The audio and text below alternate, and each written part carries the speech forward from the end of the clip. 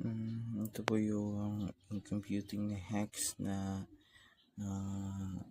in-order ko through Shopee from Letek. So, from Davao, very fast po. Ilang days lang po nakuha ko na. Charger niya is yung hindi na po yung micro USB. Ito yung pang charger talaga ng mga router. Tsaka ito yung unit. Mano. Crispy Microtech hack. USB port na. Ito 5 ports. Here you go. Very nice.